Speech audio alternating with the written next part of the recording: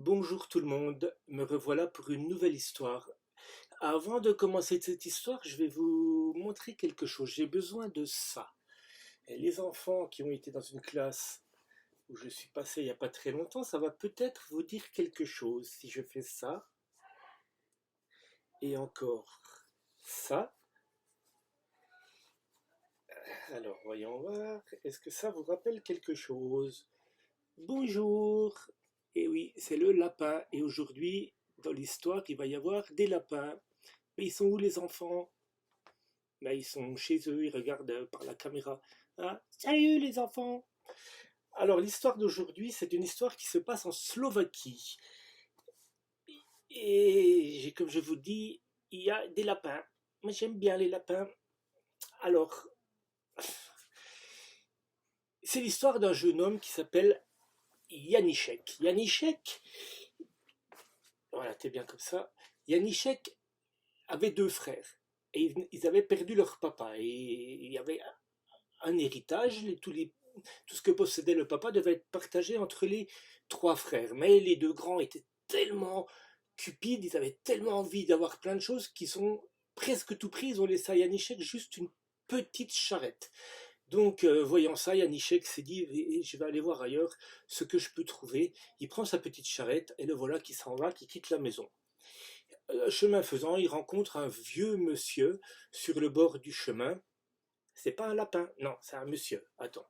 Il rencontre un monsieur sur le bord du chemin et il lui dit, Monsieur, vous avez l'air vraiment fatigué, si vous voulez, vous pouvez monter dans ma charrette, je vais vous faire avancer un petit peu. Donc le monsieur monte dans la charrette et Janicek avance avec sa charrette, difficilement, mais il emmène le monsieur un peu plus loin. Au bout d'un moment, le monsieur dit, c'est bon, nous avons assez marché, je veux bien descendre ici, mais comme tu as été gentil avec moi, je vais te donner quelque chose. Le monsieur se baisse, il ramasse un petit bout de bois qui donne à Janicek. Il dit, ce bout de bois, si tu le tournes comme ça, tu pourras faire avancer ta charrette plus vite. Et il lui dit, j'ai autre chose pour toi. Il prend dans sa poche, il sort une vieille flûte, une petite flûte toute vieille qui donne à Janicek, et une petite boule en or. Et il lui dit, prends aussi ces objets, tu en auras besoin plus tard. Janicek, voyant cela, va pour dire merci au monsieur, et quand il se retourne pour lui dire merci, il n'est plus là. Bon, il reprend sa charrette, il continue, ah, tiens, il dit je vais essayer le bâton. Alors il le fait tourner, et là la charrette avance à une vitesse comme s'il y avait trois chevaux qui le tiraient.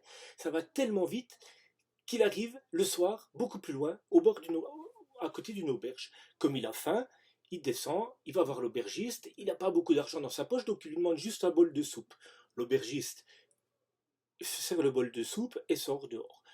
Il passe vers la charrette et il voit sur la charrette la petite boule d'or que Janicek avait laissé tomber de sa poche.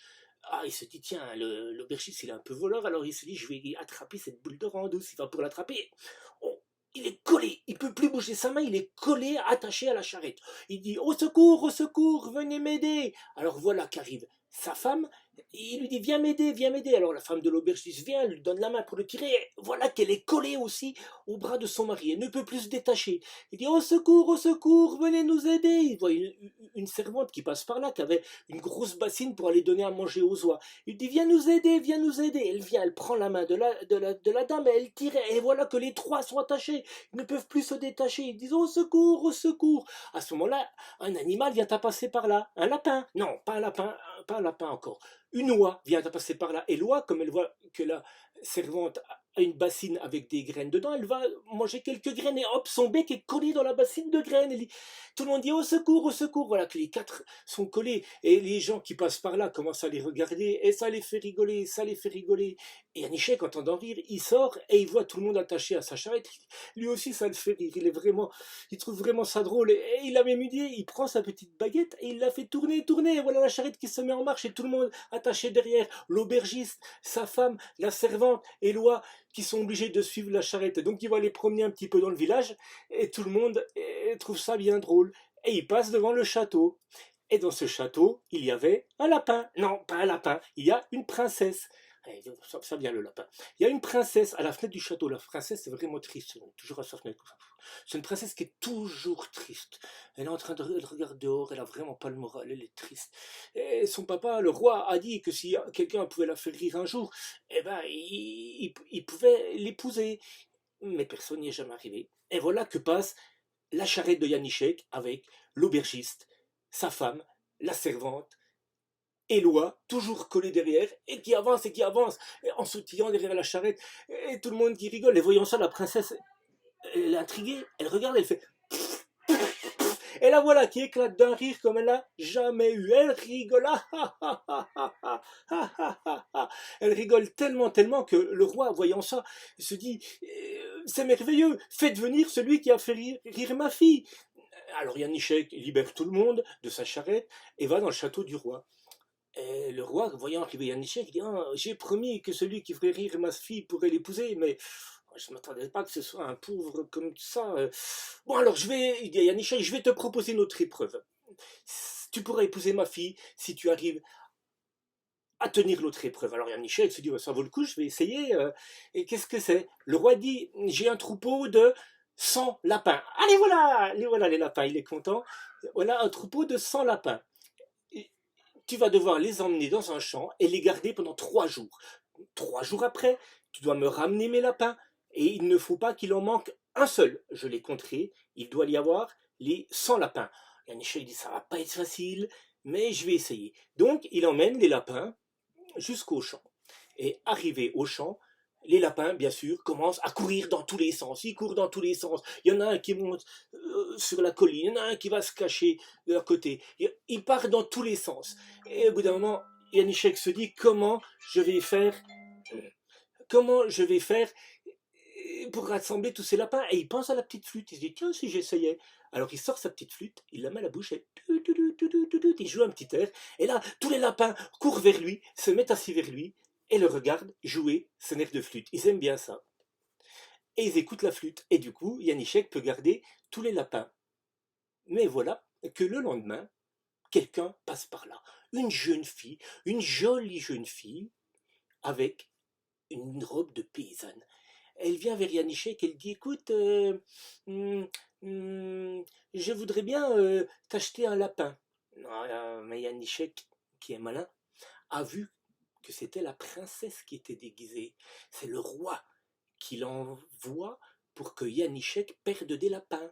Yanichek lui dit oui, bon d'accord, tu peux prendre un lapin, vas-y. Mais à une seule condition, si tu me fais un petit bisou. Alors la princesse, qui doit faire ce que son papa lui a demandé, s'approche de Yanichek et lui fait un petit bisou. Alors Yanichek, il est bien content, et puis il dit tiens, tu peux prendre le lapin. La princesse prend le lapin, elle la met sous son bras, et la voilà qui s'en va. Un lapin de moins. Mais Yanichek, qui est plus malin que ça, quand la princesse a fait un petit peu de chemin, il prend sa petite flûte et il commence à rejouer de la flûte. Et le lapin saute des bras de la princesse et revient vers Yanichek. Du coup, tous les lapins sont là. Et Yanichek peut continuer de garder les lapins, joue de la musique de temps en temps pour que les lapins rapprochent. Et le premier jour est passé. Deuxième jour, voilà qu'arrive une gitane. Une gitane qui dit à Yanichek j'ai besoin d'un lapin, je viens en chercher un. Que veux-tu en échange? Alors Yanichek réfléchit, regarde bien la dame et dit mais je la reconnais, c'est la reine. Je l'ai reconnue, c'est encore le roi qui l'a envoyé. Alors Yanichek lui dit tu peux prendre lapin si tu fais une belle danse pour moi. Alors la reine qui sait pas trop danser comme les gitans prend son tambourin puis elle essaye mais elle n'y arrive pas trop. Alors Yanichek prend sa petite flûte et il commence à jouer de la flûte. Alors là la reine ne peut pas s'empêcher. Pendant tout le temps qu'il joue de la musique, elle danse, elle danse, elle danse, elle danse. Et quand elle en peut plus, Yanichek arrive et dit tiens c'est bon, tu peux emmener le lapin. Alors Yanichek, la reine prend le lapin, le met sous son bras et s'en va. Et quand elle a fait un peu de chemin, Yanichek prend sa flûte, il joue un petit coup, et voilà le lapin qui revient tout de suite vers lui. Et voilà. Et le deuxième jour est passé. Le troisième jour arrive, et voilà qu'arrive un marchand.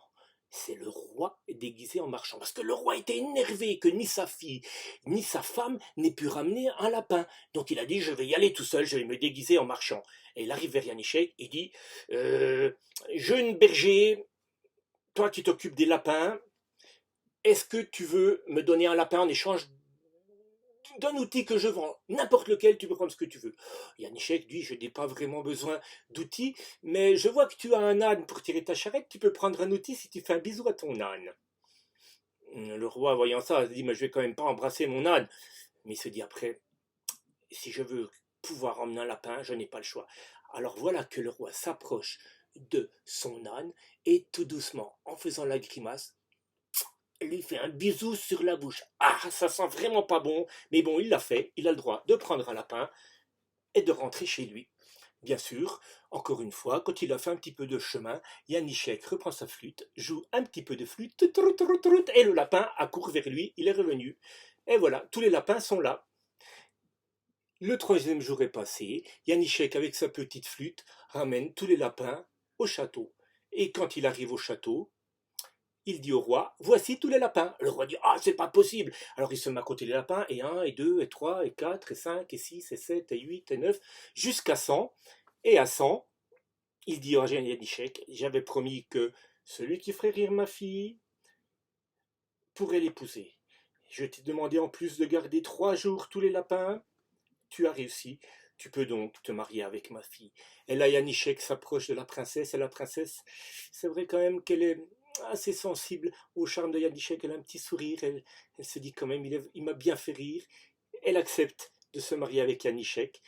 Et elle ne le regrettera jamais parce qu'elle ne s'est plus jamais ennuyée. Voilà l'histoire avec des lapins. T'as vu, avec des lapins. Bon, maintenant, il faut dire au revoir à tout le monde et à une autre fois. Bon, au revoir tout le monde.